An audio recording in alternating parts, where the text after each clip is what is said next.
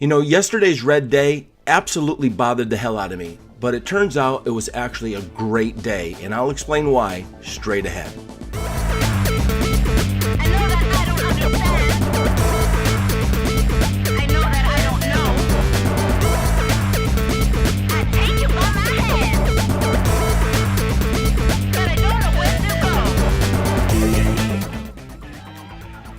Okay, it's about 10 minutes to the bell on day 3 of my June $10,000 challenge.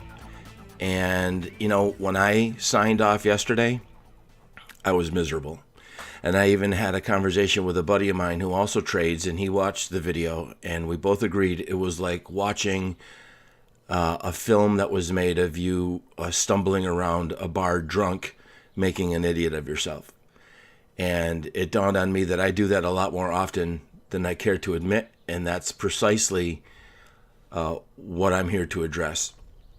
But later on in the night, I actually ran my numbers, and I used the morning Scalper to crunch some numbers, and I want to share something with you, because it turns out that yesterday's red day was actually a great day. And the reason for that is even though I lost $1,100 yesterday, it was one of the smallest red days I've had in the past 69 trading days. I've been keeping track of statistics for 69 days, and the way it works, I have it set up so it isolates only the trading plan that I'm using right now. So the statistics that are here show a net profit of $163, 20 total trades, of which 14 were winners, 6 were losers. This is all pertaining to what I call my trading for cabbage trading plan.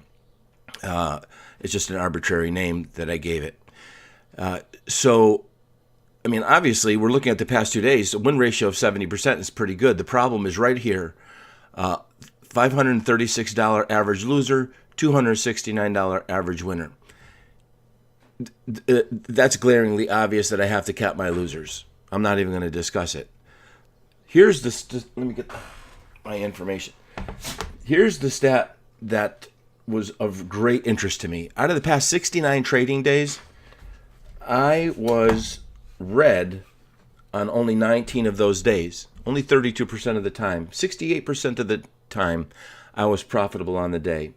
And my average winning day was $1,163. That was my average winning day over the past 69 trading days, which happened 50 times. I was profitable, $1,163. My average losing day was $3,451. So you do the math. I lost some money over the past 69 days. But if the only thing that I accomplish is capping my losing days to even the vicinity of $500, my average winning days are twice that amount over the past 69 days of real trading. So knowing that, this goal should be in the bag. The question is, will I demonstrate the discipline to shut myself off after I find myself down $500-$600? So I guess we're going to find out. So we have about 7 minutes to the bell.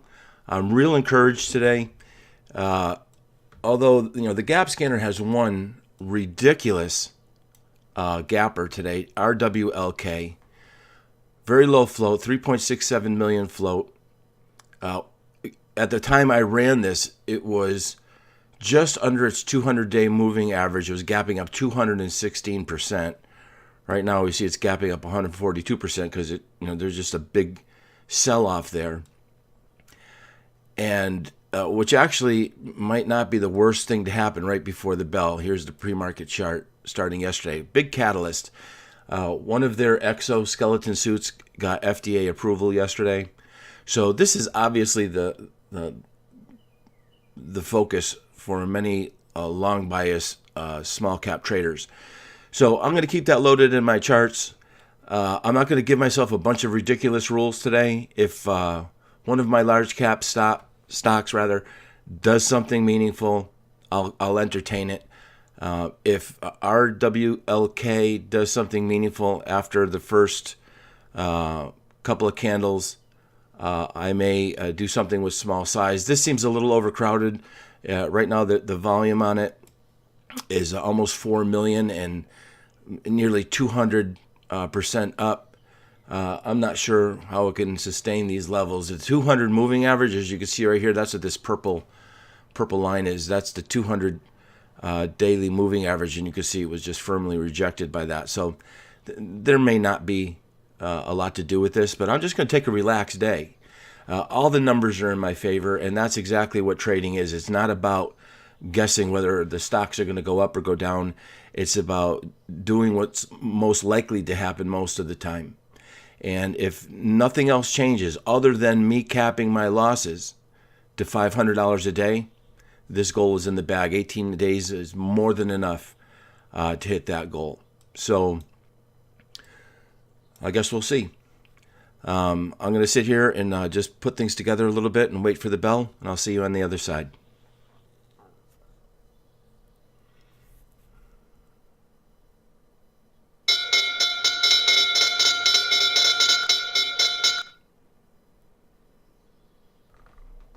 Right now I'm looking at the 3-minute chart with a 3-minute opening range breakout, which happens to be the half dollar.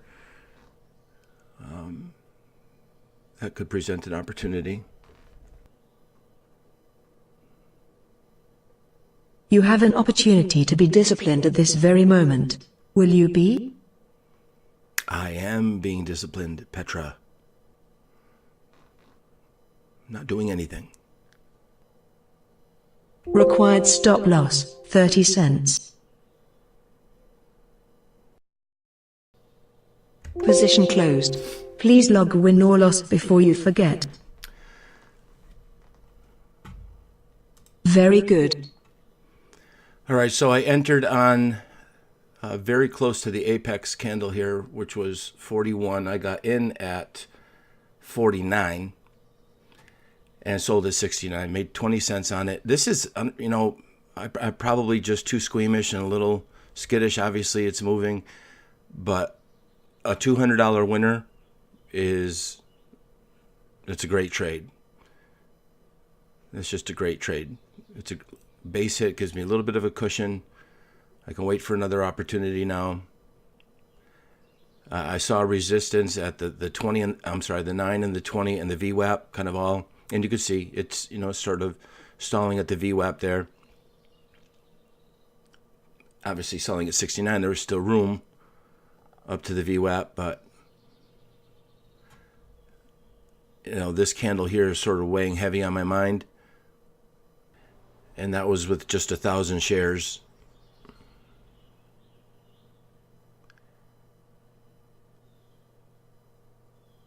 So I have to be happy with that. I picked up 20 cents. That's a great trade. The difference between $200 and $2,000 is, the fact that I used 1,000 shares, where someone like Ross Cameron would use 10,000 shares, and it'd be a $2,000 win for him. But he has a much higher tolerance for loss than I do, and not nearly the experience. Remember your daily max loss, $500. Today, I'm going to listen to you, dear. I'm going to listen to you. Required stop loss, 30 cents. 905. Position closed. Please log win or loss before you forget. All right, so my apex point was 99. 99. I got in at 905, sold at 922.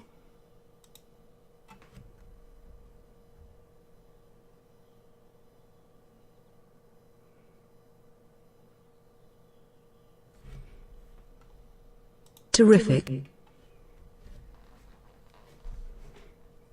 Not a huge winner.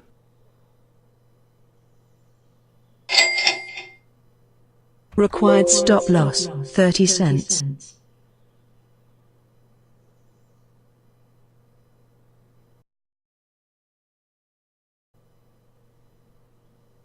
Position closed.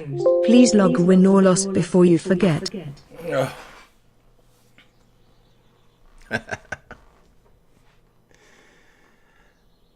Look at that. Look at that.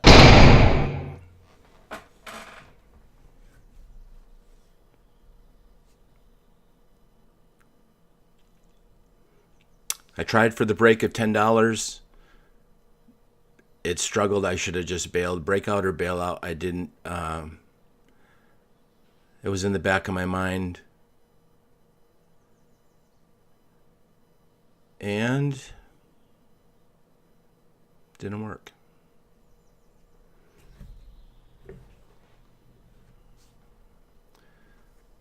Sold at 65.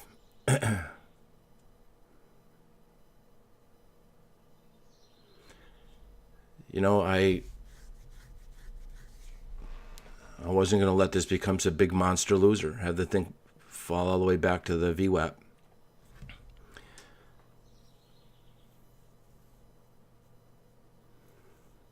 You know, this thing has been trending up since the open, so Do a not lot of times piss me off today. I'm in no mood. Respect the rules we've created. don't All even of start them. with me. I just respected it. It cost me $350.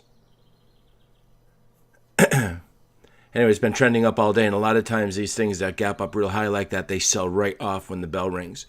So there's obviously some strength in this, and I should have been watching it on the 5-minute chart, and I failed to do that. But you know, there was still a little bit of room up to the 200 moving average. I think that's what's looming right now, and could potentially prevent anything meaningful from really happening.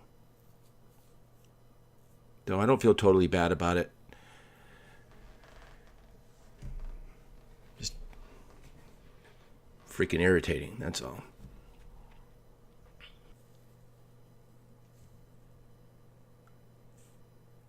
Required stop loss, 12 cents.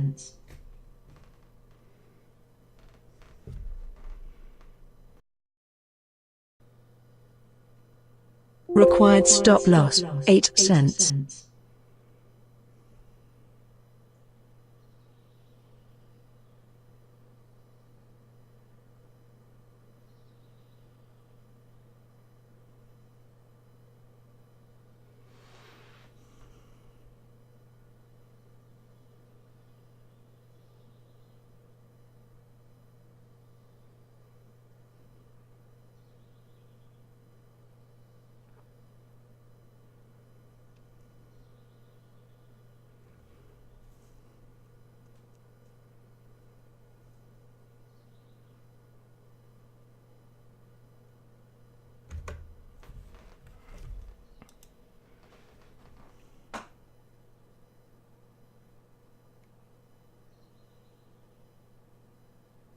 At this moment, are you being fearful, greedy, or just plain stupid?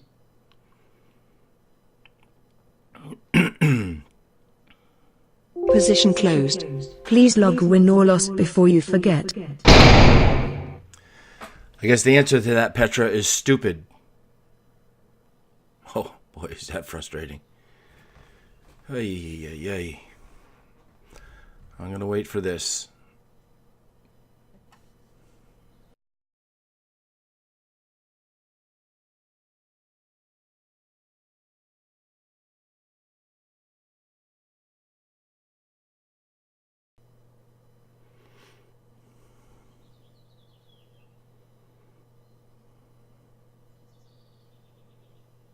Required stop loss, 20 cents.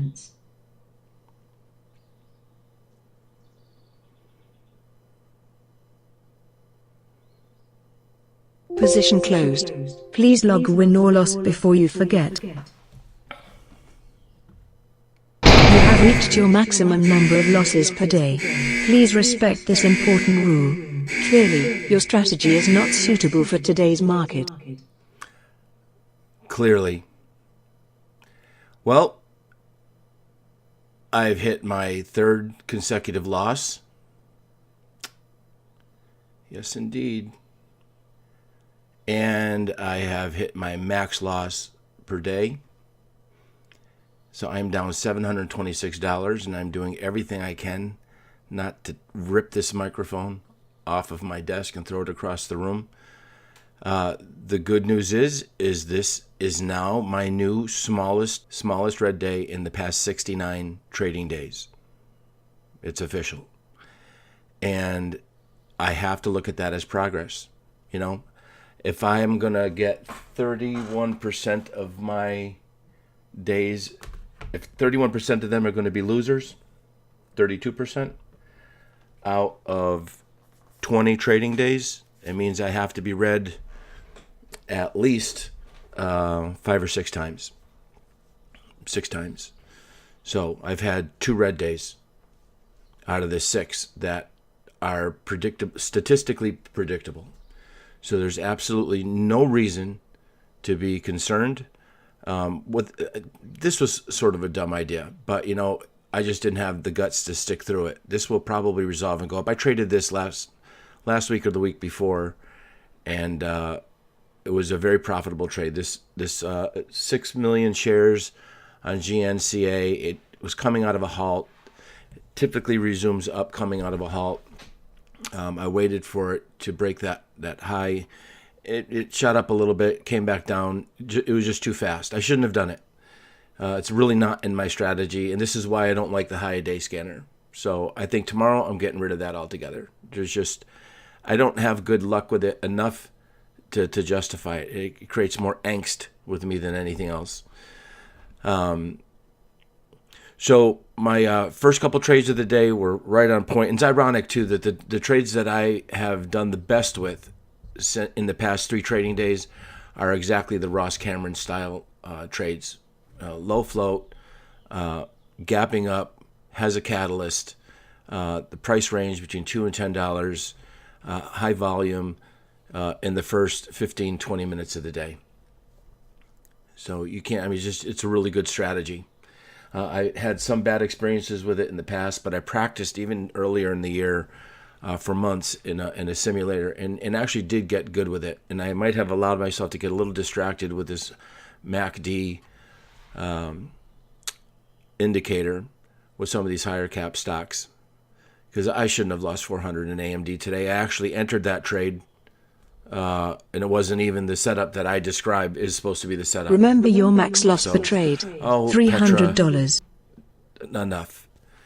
So anyway, we're down to 726. It's our second red day in a row, second red day of the week, and it's hard to feel good about it. But you know what? It's all about the numbers and the probability, and statistics don't lie. My red days are 33% of the time. Green days are 68% of the time. My average green day is $1,163, and my average losing day has been $3,400. Yesterday we capped it at 11. Today we capped it at 726. I got to look at that as progress. I have no other choice. So anyway, that's it. I'm going to wrap it up, and we'll start again in the morning tomorrow. Well, if ever there was an example of trading out of boredom, it was today. And you can tell all your friends you saw it right here. Anyway, if you got something out of this, even if it was just one more thing not to do while trading, go ahead and subscribe to the channel, because I'm going to post every day for the next 17 trading days until I either reach my goal or blow up trying.